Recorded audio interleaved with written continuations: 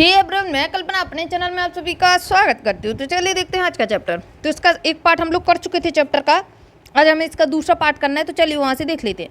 और देखिए साइंस के अलावा हिस्ट्री दोनों सब्जेक्ट मैंने आपके आल टोटल करवा दिए हैं।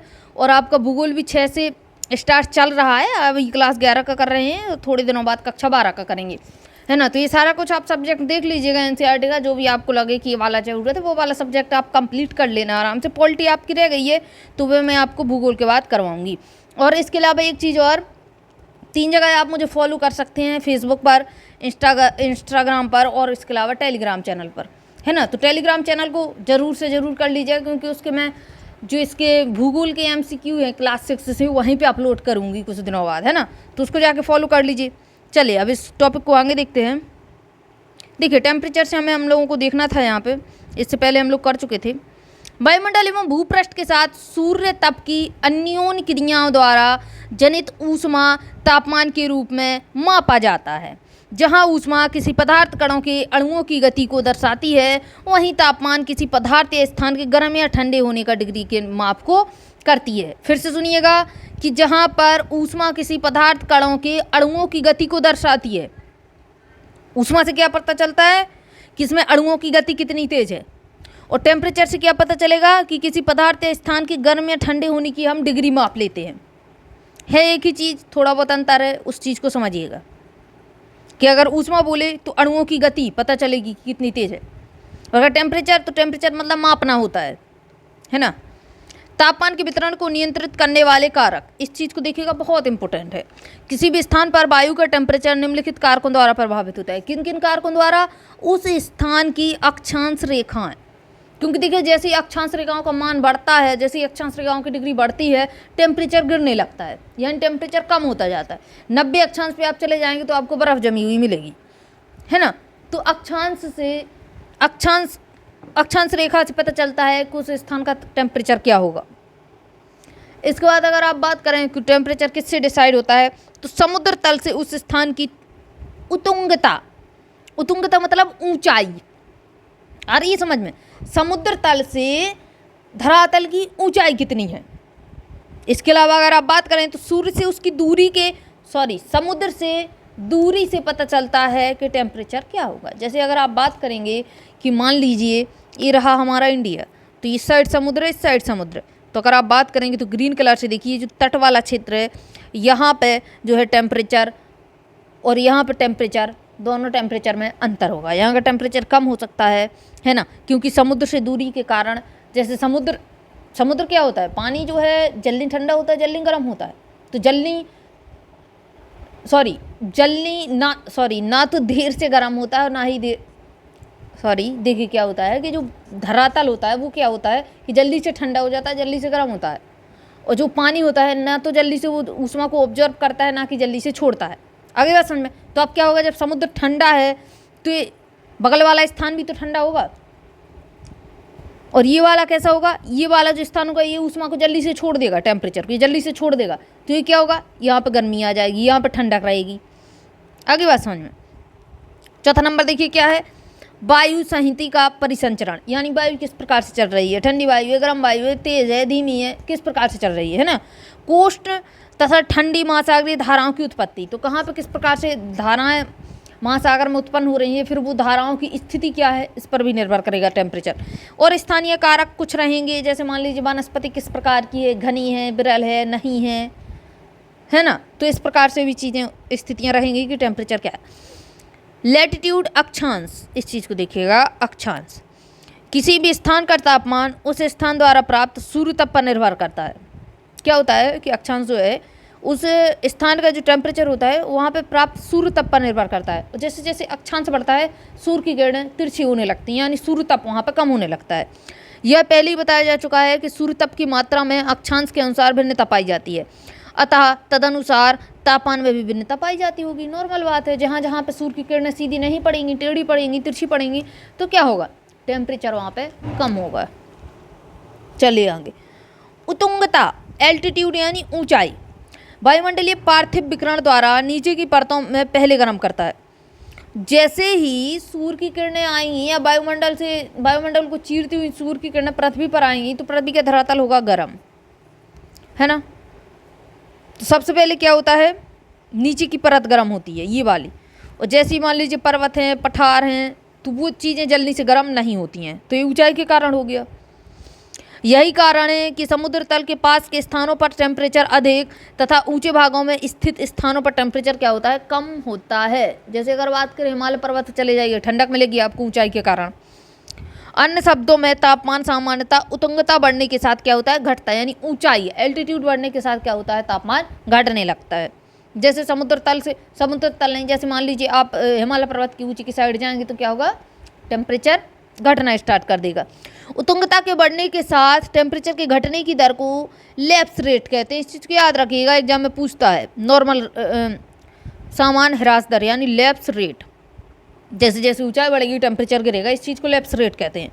सामान्यतः लैप्स रेट जो पूछी जाती है एग्जाम में, वो 1000 मीटर की ऊंचाई जब आप चढ़ जाएंगे 1 किलोमीटर पर, तो क्या होगा, 6.5 डिग्री सेल्सियस टेम्परेचर नीचे की साइड गिर जाएगा। आ रही बात समझ में, क्या होगा, 6.5 6.5 डिग्री सेल्सियस टेम्परेचर गिर जाएगा 1 किलोमीटर की ऊंचाई पर जाने पर। इस चीज़ को याद रखिएगा, एग्जाम में पूछता है। और ये जो ह्रास होता है इस चीज़ को लैप्स रेट कहते हैं। हाँ, अब किसकी बात करेंगे, दूसरा समुद्र तल से दूरी देख लीजिए। समुद्र से दूरी किसी भी स्थान के टेम्परेचर को प्रभावित करने वाला दूसरा कारक है समुद्र से उस स्थान की दूरी। स्थल की अपेक्षा समुद्र धीरे धीरे गर्म होता है तथा धीरे धीरे ठंडा होता है। यही चीज़ मैंने अभी आपको बताई कि स्थल तो जल्दी गर्म होगा, जल्दी ठंडा हो जाएगा, लेकिन समुद्र तल देर से गर्म होगा और देर से ठंडा होगा। अभी आप अपनी छत पे चले जाइए, एक बाल्टी पानी रख दीजिए और नॉर्मल उस पर जब टेम्परेचर पड़ेगा तो पानी की जगह जो छत की ज़मीन है वो जल्दी से गर्म होगी, पानी थोड़ी देर से गर्म होगा। और ऐसे ही ठंडक का है, गर्म पानी आप जाके छत पर रख दीजिए, धीरे धीरे देखना कि किस प्रकार से वो पानी ठंडा हो रहा है, किस प्रकार से ज़मीन ठंडी हुई। ज़मीन जल्दी ठंडी हो जाएगी, पानी देर से ठंडा होगा, है ना। इसलिए समुद्र के ऊपर स्थल की अपेक्षा तापमान में भिन्नता कम होती है। इसके अलावा क्या होता है, समुद्र के निकट स्थित क्षेत्रों पर समुद्र एवं स्थलीय समीर का सामान्य प्रभाव पड़ता है और तापमान कैसा होता है, सम रहता है। वायु संहति तथा महासागरीय धाराएं स्थलीय एवं समुद्री समीरों यानी पवनों की तरह वायु संहतियाँ भी तापमान को प्रभावित करती हैं। कोष्ण वायु संहतियाँ यानी गर्म, कोष्ण मतलब गर्म से प्रभावित होने वाले स्थानों का टेम्परेचर अधिक एवं शीत यानी ठंडी वायु जो चल रही हैं उससे प्रभावित स्थानों का तापमान कम होता है। इसी कारण ठंडी महासागरीय धाराओं के प्रभाव के अंतर्गत आने वाले समुद्र जो होते हैं तटों की अपेक्षा गर्म महासागरीय धाराओं के प्रभाव से आने वाले तटों का तापमान कैसा होता है, अधिक होता है। जो धाराएं ठंडी होगी तो उसका जो समुद्र का तट होगा उधर पे भी ठंडक मिलेगी आपको। चलिए देखिए तापमान का वितरण किस प्रकार से रहेगा। जनवरी और जुलाई की अगर आप बात करें तो जनवरी और जुलाई 2 एग्जाम्पल ले लेते हैं कि किस प्रकार से तापमान का वितरण रहेगा।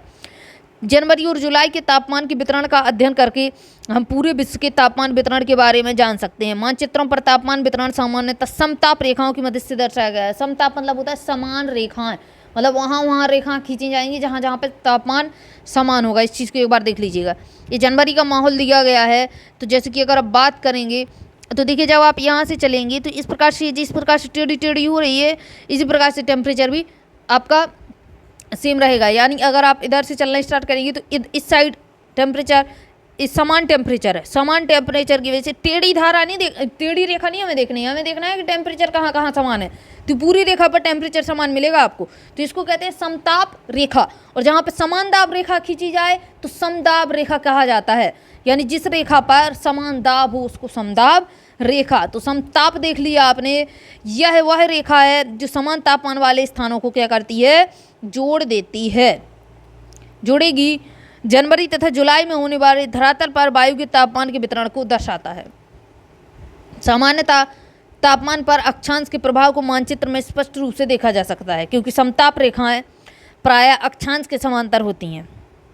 समताप रेखाएं ऐसी इसी खींची गई है ना, ऐसी इसी, और ऐसे ही तो आपकी अक्षांश रेखाएं खींची जाती हैं, तो कैसी होती हैं, एक दूसरे के समांतर होती हैं।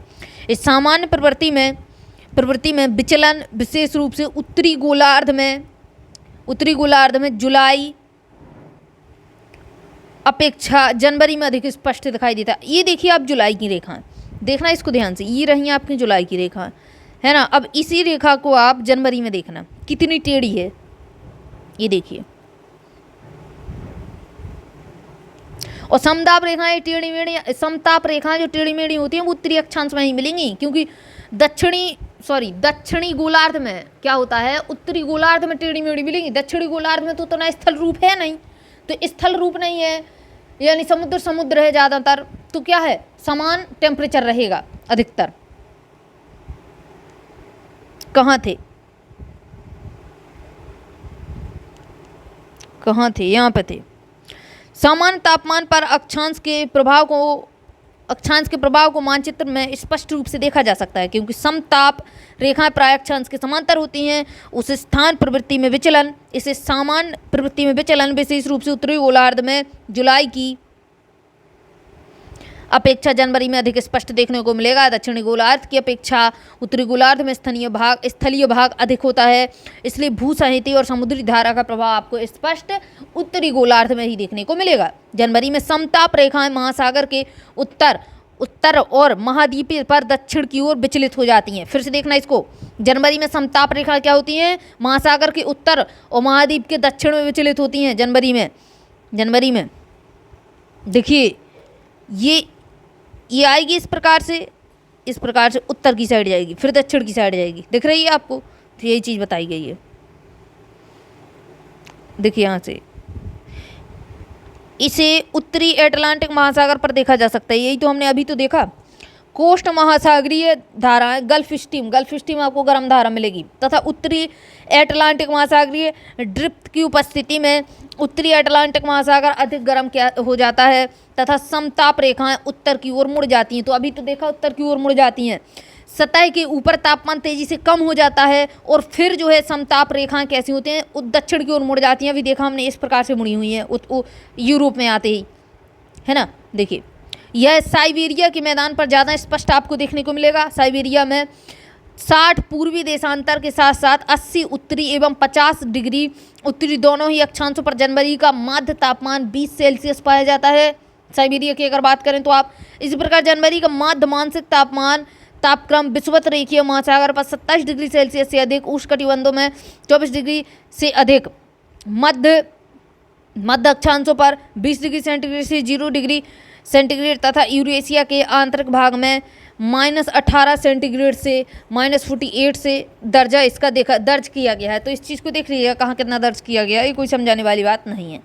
दक्षिणी गोलार्ध में टेम्परेचर पर महासागरों का स्पष्ट प्रभाव दिखाई देता है। दक्षिण गोलार्ध की अब बात कीजिए, यहाँ समताप रेखाएं लगभग अक्षांशों के समांतर चलती हैं, तथा उत्तरी गोलार्ध की अपेक्षा भिन्नता कम तीव्र होती है। उत्तरी गोलार्ध में भिन्नता क्यों दिखाई देती है, क्योंकि जो समताप रेखाएं होती हैं फिर सागर में जाएंगी, फिर स्थल पर आएंगी, फिर सागर में, फिर स्थल पर, इसलिए के कारण क्या होता है समताप रेखा जो है टेढ़ी मेढ़ी दिखाई देगी। लेकिन अगर आप दक्षिण की बात करेंगे तो ऑल टोटल समुद्र है, और समुद्र के कारण क्या होगा, जल स्थल है, जल स्तर के कारण क्या होगा कि समान टेम्परेचर आपको देखने को मिलेगा।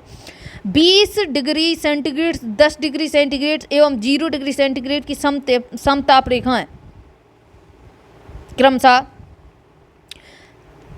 35 डिग्री दक्षिण से 45 डिग्री दक्षिण तथा 60 दक्षिण के समानांतर पाई जाती हैं। अरे 20 की 35 के समांतर पाई जाएगी, है ना, 20 डिग्री की 35 दक्षिण के, इसके बाद 10 की 45 के और 0 की 60 के, ये बताया गया है कि इनके समांतर चलती हैं रेखाएं। जुलाई में समताप रेखाएं प्राय अक्षांशों के समांतर चलती हैं। विषुवत रेखीय महासागर पर टेम्परेचर कैसा मिलेगा आपको, विषुवत रेखा के आसपास का 27 डिग्री से अधिक होता है। एशिया के उपोष्णकटिबंधीय स्थलीय भागों में 30 डिग्री उत्तरी अक्षांश के साथ साथ टेम्परेचर 30 डिग्री सेंटीग्रेड से अधिक पाया जाता है, और 40 उत्तरी एवं 40 दक्षिण स्थानों पर टेम्परेचर कैसा मिलेगा आपको, 10 डिग्री से दर्ज किया जाएगा। जनवरी तथा जुलाई के बीच तापांतर को प्रदर्शित किया गया है चित्र नंबर में, अभी तो देख लिया हमने।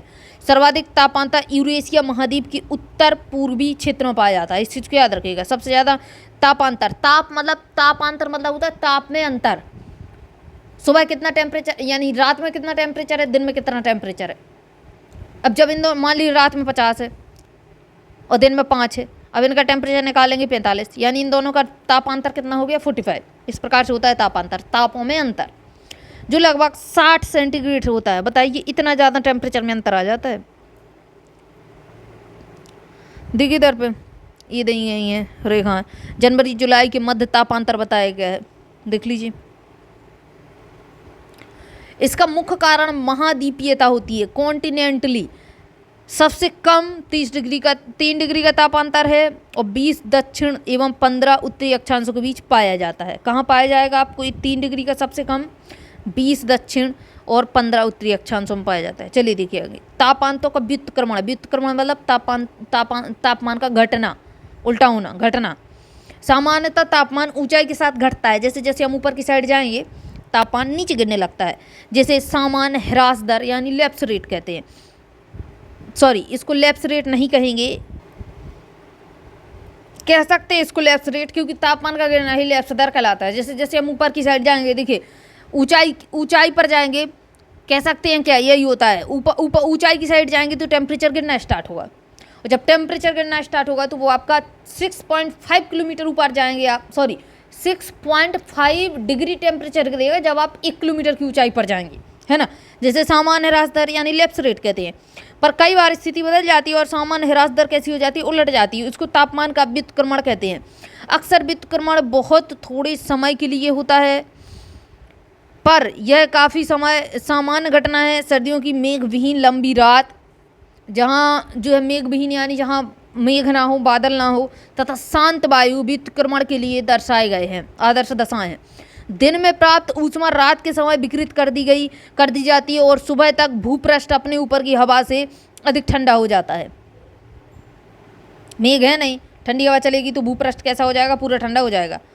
ध्रुवीय क्षेत्रों में वर्ष भर तापमान व्युत्क्रमण होना सामान्य है, नॉर्मल है, तापमान का व्युत्क्रमण होता रहता है। भूपृष्ठीय व्युत्क्रमण वायुमंडल के निचले स्तर में स्थिरता को बढ़ावा देता है। धुआं तथा धूलकण व्युत्क्रमण स्तर से नीचे एकत्र होकर चारों ओर फैल जाता है, जिनसे वायुमंडल का निम्न स्तर भर जाता है। वायुमंडल का जो नीचे का स्तर है वो भर गया। इससे सर्दियों में सुबह के समय घने कोहरे की रचना हो जाती है, सामान्य घटना है। सुबह आपको कोहरा दिखेगा। यह व्युत्क्रमण कुछ ही घंटों तक रहता है। सूर्य के ऊपर चढ़ने और पृथ्वी के गर्म होने के साथ यह समाप्त हो जाता है, और जैसे ही ये होता है, यानी सूर्य जैसे जैसे ऊपर चढ़ता है तो कोहरा भी तो आपका साफ हो जाता है। पहाड़ी और पर्वतीय क्षेत्रों में वायु अपवाह के कारण व्युत्क्रमण की उत्पत्ति होती है। पहाड़ियों तथा पर्वतों पर रात में ठंडी हुई हवा गुरुत्वाकर्षण बल के प्रभाव से भारी और घनी होने के कारण लगभग जल की तरह कार्य करती है और ढाल के साथ ऊपर से नीचे की साइड आ जाती है। ठंडी हवा यह घाटी की तली में गर्म हवा के नीचे एकत्र हो जाती है, इसे वायु अपवाह कहते हैं। वायु बहेगी तो वायु अपवाह। यह पाले से पौधों की रक्षा करती है, तथा जो पाला पड़ जाता है पौधों में, फसल खराब हो जाती है, उससे इसकी रक्षा कर देती है। इसको देखिए, प्लैंक एक वैज्ञानिक थे। प्लैंक का बताना है कि एक वस्तु जितनी गर्म होगी वह उतनी ही अधिक ऊर्जा का विकिरण करेगी। भाई जितना उसके पास ऊर्जा है उतनी ही तो वो विकिरण कर पाएगी, उतनी ही तो छोड़ेगी। जितनी अधिक ऊर्जा अवशोषित करेगी उतनी ही छोड़ेगी। जैसे हम लोग क्या करते हैं, हम लोगों में जितनी ताकत है उतनी ही हम मेहनत से काम कर सकते हैं। नॉर्मल है कि जितना हम गेन करेंगे उतना छोड़ सकते हैं। उसकी तरंग दैर्घ्य उतनी लघु होती है, तो उसकी तरंग दैर्घ्य कैसी होगी, उतनी ही छोटी होती है। ऐसे ऐसे बिल्कुल होगी इस प्रकार से। और जैसे बड़ी बड़ी तरंग दैर्घ्य होगी वो चीज़ कमज़ोर होती है। याद रखिएगा कि प्लैंक का क्या कहना है कि एक वस्तु जितनी गर्म होगी वह उतनी ही अधिक ऊर्जा का विकिरण करेगी, बाहर छोड़ेगी, और उसकी तरंग दैर्घ्य उतनी ही लघु होती है। इस चीज़ को याद रखिएगा। 1 ग्राम पदार्थ का टेम्परेचर 1 अंश सेल्सियस बढ़ाने के लिए जितनी ऊर्जा की आवश्यकता होती है वह उसकी विशिष्ट ऊष्मा कहलाती है। विशिष्ट ऊष्मा की परिभाषा दी हुई है। 1 ग्राम पदार्थ का तापमान 1 अंश सेल्सियस बढ़ाने के लिए जितनी ऊर्जा की आवश्यकता लगेगी।